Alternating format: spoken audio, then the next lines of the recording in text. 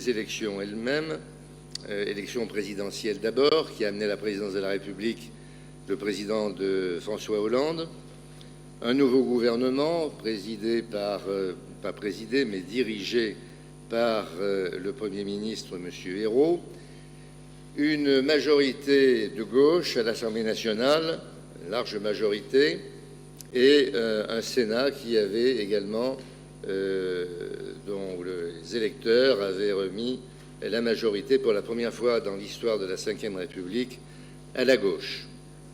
Donc voilà un paysage politique singulièrement renouvelé qui naturellement est porteur à la fois de changements, c'est évident, c'était le maître mot du président de la République, et d'espoir pour nombre de nos concitoyens, notamment pour ceux, et ils sont nombreux dans cette région, qui est une région relativement pauvre, notamment pour toutes celles et tous ceux qui ont eu à souffrir depuis 10 ans des effets de la crise, mais aussi de politiques inégalitaires qui n'ont pas contribué à corriger les effets de la crise, de politiques injustes sur le plan social, et surtout et ceci est très choquant et était très choquant sur le plan de la morale et sur le plan des valeurs républicaines, qui a dressé de manière systématique et souvent tout à fait explicite les Français les uns contre les autres, alors que la République doit former une seule communauté, la communauté républicaine, et que le président de la République est le premier responsable de ce rassemblement de la nation autour de ces valeurs. Or, il y a eu une façon d'opposer et de monter les uns contre les autres les Français, les riches. Je souhaiterais que la présidence de la région soit respectée, sinon vous pouvez sortir. Nous sommes ici dans une assemblée républicaine, nous sommes dans une assemblée du Front National. Donc le président a la parole et lui seul. Donc nous avons eu un gouvernement qui a monté les Français les uns contre les autres, la peur des riches par rapport aux pauvres, la peur des Français d'origine contre les étrangers, et notamment contre nos compatriotes d'origine maghrébine, contre nos compatriotes d'autres religions, juives ou musulmanes. Nous avons eu des personnes âgées dont on a excité les craintes par rapport à une jeunesse qui s'est sentie exclue, méprisée, écartée de la communauté nationale. Il y a eu enfin tous ces éléments d'injustice sociale qui devenaient, au bout de 10 ans de cette politique menée par une droite dure et l'extrême droite, de façon tout à fait intolérable. Et tout cela explique aisément la volonté de changement par une politique de droite qui ressemblait de plus en plus, notamment au cours de la campagne présidentielle, à tout simplement une politique d'extrême droite. Cependant, le message d'inquiétude et de souffrance exprimé par beaucoup d'habitants de notre région qui se sont tournés vers un vote extrême et où on n'a plus vu, notamment dans la circonscription où j'ai été élu, mais dans bien d'autres encore, on a bien vu qu'il n'y avait plus de frontières entre les élus du Front National, qui relèvent d'une idéologie très proche de celle des leaders des partis fascistes et néo-nazis que Madame Le Pen rencontre dans des bals à Vienne. Eh bien, nous n'avons plus vu les différences entre la droite républicaine, à laquelle je répète mon respect, et ceux qui fréquentent les milieux nazis et fascistes de l'Europe, rêvant pour la France d'un régime totalitaire. Donc nous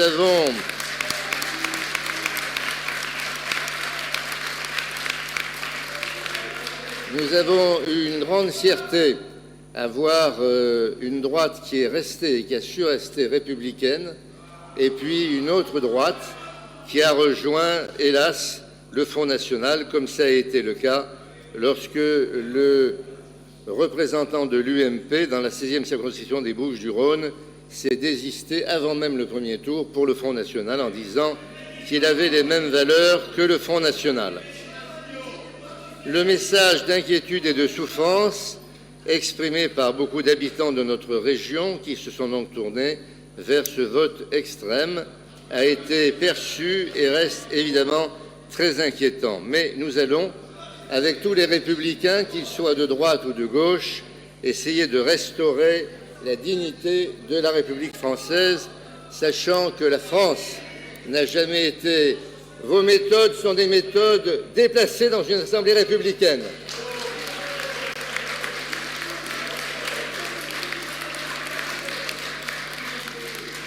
Vous vous comportez comme ceux qui veulent jeter l'opprobre sur la République et sur les élus de la République, et vous n'avez pas votre place dans des assemblées républicaines. Vous pouvez sortir. Ce n'est pas un hasard lorsque l'on sait que notre région, vous allez m'obliger à suspendre la séance à cause d'une attitude qui n'est pas républicaine. Vous voulez que je la suspende ? Sortez plutôt. Ce n'est pas un hasard lorsqu'on sait que notre région est aussi celle dans laquelle les inégalités et les écarts de richesse sont parmi les plus importants et les plus scandaleux. Voilà ce qu'apporte votre comportement. Même la lumière disparaît. En dépit du Front National, je vous demande de rétablir la lumière. Fiat Lux. Les forces de la réaction ne gagneront pas. Nous ne reviendrons pas à la bougie,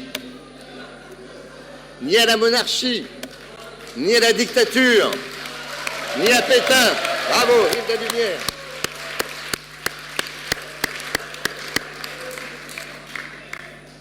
Naturellement, ce message d'inquiétude et de souffrance, quelle que soit la joie que nous avons de la victoire des Républicains et de la gauche, eh bien, ce message s'est exprimé par ce vote extrême, et je renouvelle mes félicitations aux Républicains de droite courageux qui sont restés eux-mêmes fidèles à la République.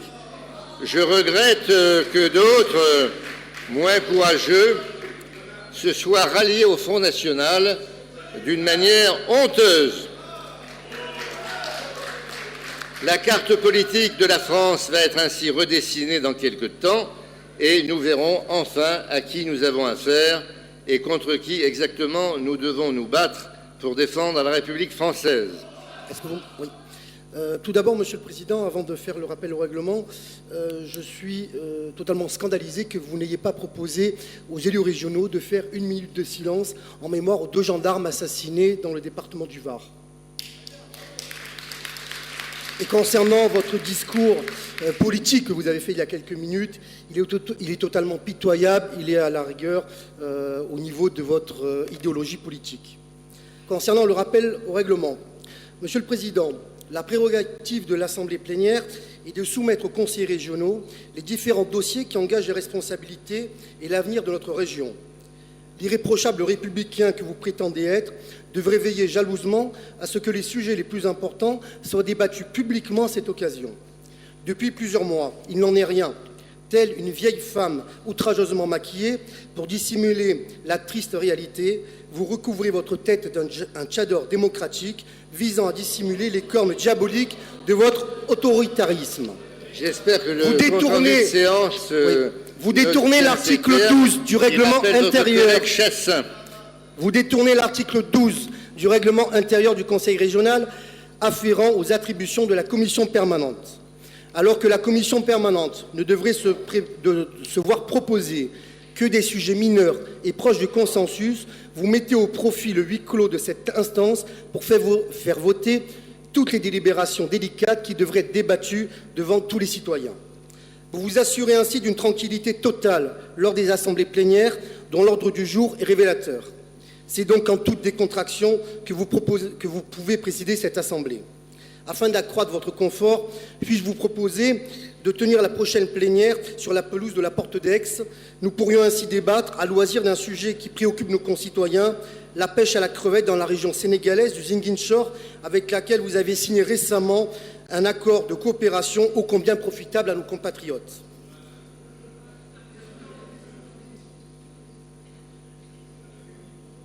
C'est-à-dire que vous avez pratiquement tout dit. Excluant les questions politiques, déniant volontairement à votre opposition le droit de s'exprimer sur des sujets vitaux, vous vous comportez tels ces dictateurs gouvernant par décret.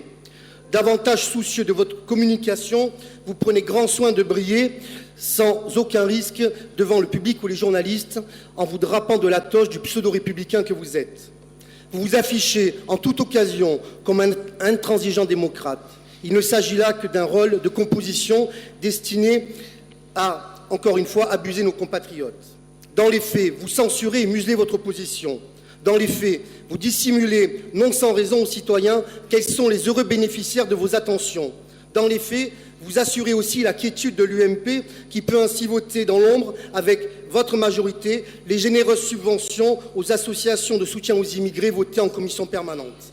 Dans les faits, vous utilisez l'Assemblée plénière comme une vitrine destinée à vous glorifier. Notre région est malade de votre politique. Le diagnostic est sans appel. La pathologie s'appelle le despotisme.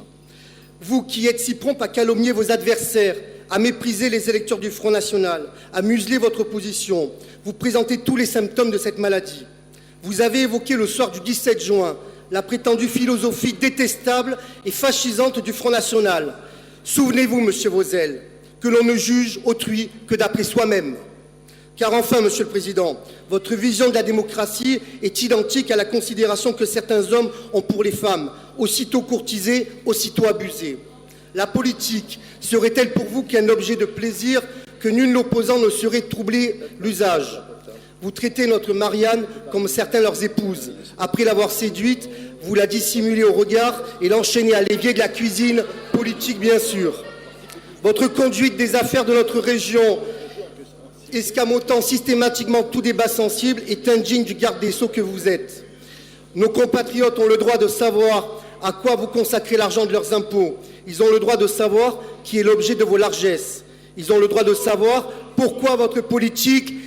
Oh là, c'est fatigant. Votre politique, si dispendieuse au profit de certains projets, associations ou prétendues collaborations qui n'apportent rien au quotidien. Nous, conseillers régionaux, nous avons le devoir de les défendre et de les informer. Le groupe Front National auquel je m'exprime vous rappelle que vous devez une totale transparence à nos concitoyens. Il est impératif que cet hémicycle redevienne un lieu de démocratie et de débat sans injure comme vous l'avez fait il y a quelques minutes. À ce sujet, nous vous demandons de cesser cette pratique indigne et de soumettre en plénière les dossiers qui le méritent. À défaut, dès la prochaine commission plénière et permanente, vous nous obligeriez à utiliser tous les moyens légaux pour bloquer votre système d'exécutif régional. Je vous remercie.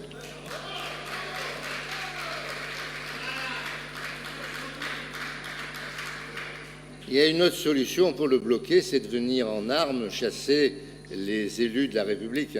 Vous avez d'autres méthodes.